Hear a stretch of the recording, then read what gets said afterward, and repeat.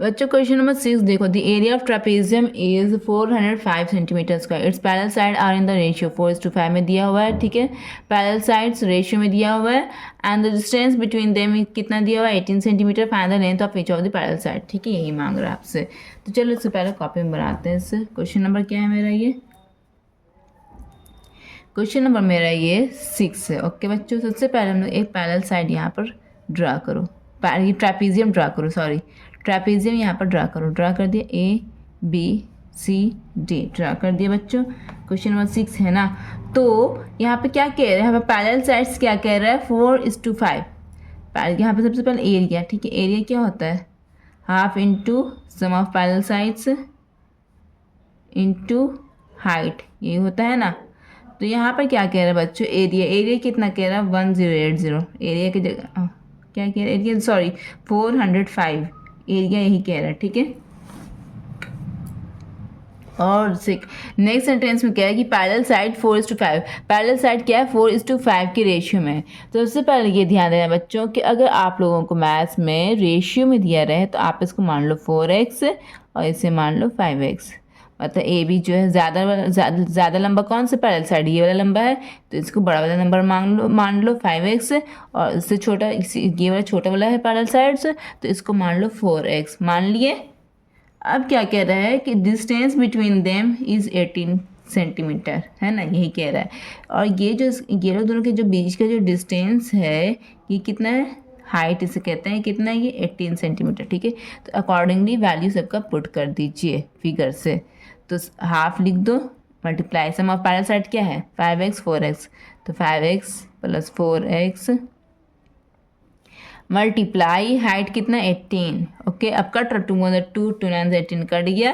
तो यहाँ पर क्या लिखना है नेक्स्ट स्टेप में 405 लिखना है इज इक्वल टू 5 + 4 कितना होता है 5x + 4x पहले लिख लो, ठीक है, मल्टीप्लाई 9। हम स्टेप बाय स्टेप चलते हैं बच्चों, वरना हम चाहते तो हम डायरेक्ट बना लेते हैं, डायरेक्ट कैलकुलेशन कर लेते हैं, लेकिन हम इसलिए धीरे धीरे हर स्टेप पे कैलकुलेशन शो करते हैं ताकि आप लोगों को समझ में आए।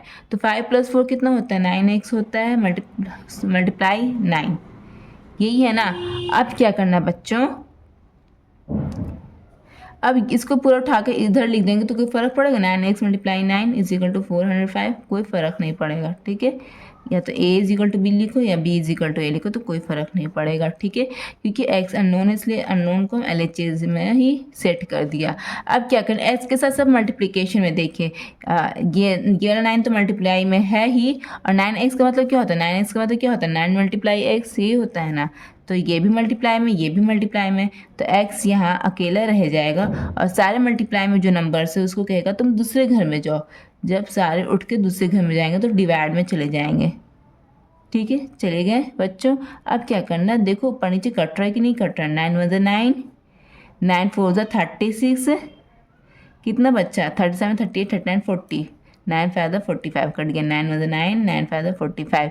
तो x इज इक्वल टू क्या आया बच्चों, x इज इक्वल टू मेरा आ गया 5, क्या आ गया x इज इक्वल टू मेरा आ गया 5, ठीक है।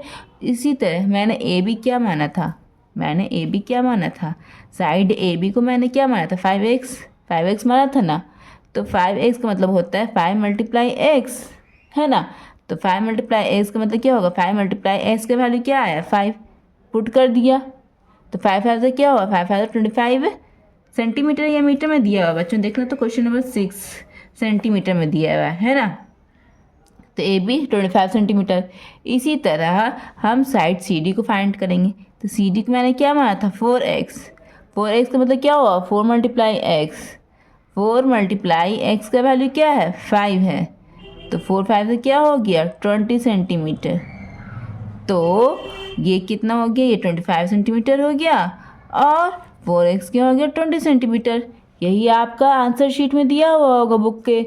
अगर आप लोग समझ गए हैं तो मेरे वीडियो को ज़रूर लाइक कीजिएगा, सब्सक्राइब कीजिएगा, और अपने दोस्तों से शेयर करना ना भूलना। खुद भी पढ़ो और अपने दोस्तों को भी शेयर करो ताकि सब मिलकर